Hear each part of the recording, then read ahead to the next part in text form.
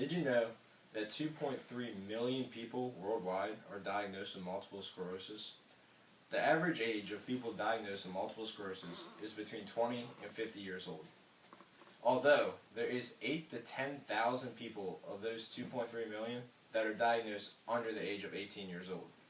The symptoms are different for all people, so you never really know which type of multiple sclerosis you have, but today I'll be informing you about the 3 types of multiple sclerosis. The 3 types of multiple sclerosis are relapsing remitting, secondary progressive, and primary progressive multiple sclerosis. The first type of multiple sclerosis that I will be talking to you today is relapsing remitting. Relapsing remitting multiple sclerosis, according to the National Multiple Sclerosis Society, is the most common type of multiple sclerosis.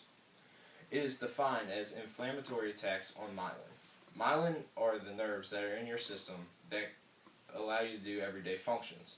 These everyday functions are affected greatly by multiple sclerosis because all it's doing is attacking them and making them do crazy things. Also, during this type of multiple sclerosis, you have relapses. Relapses are when your body just suffers a multiple sclerosis attack, but then comes back, and it happens again. This is very unfortunate because people cannot control these relapses.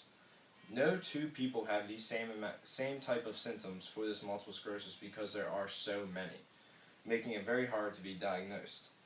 This is also when people are diagnosed the youngest with this type of multiple sclerosis, usually between their 20s and 30s.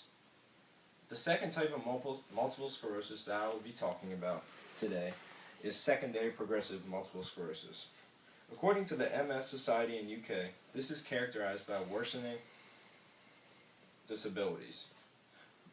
People don't tend to recover fully from this type of multiple sclerosis. It is the hardest type of multiple sclerosis besides primary.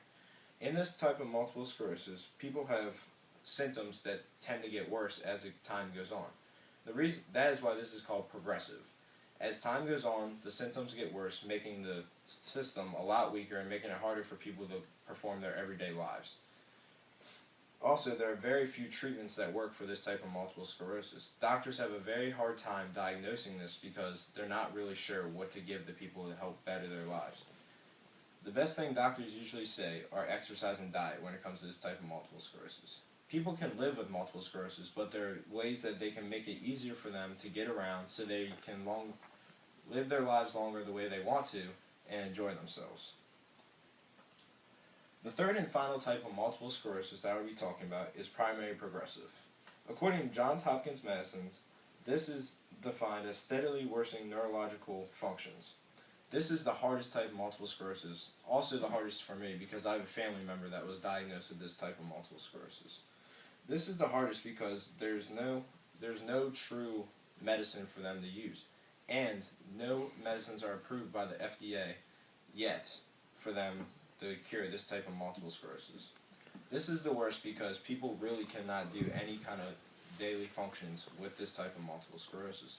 The nerves are so bent out of shape that they have trouble just walking up and down steps or even getting up out of a chair, making it very hard to watch my family member go through this.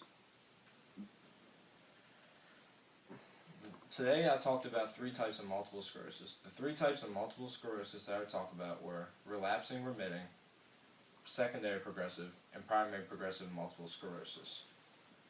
Multiple sclerosis is a very hard thing to deal with, and I hope that one day we can find a cure so that we can better people's lives, and I no longer have to watch my family member go through the pain that they go through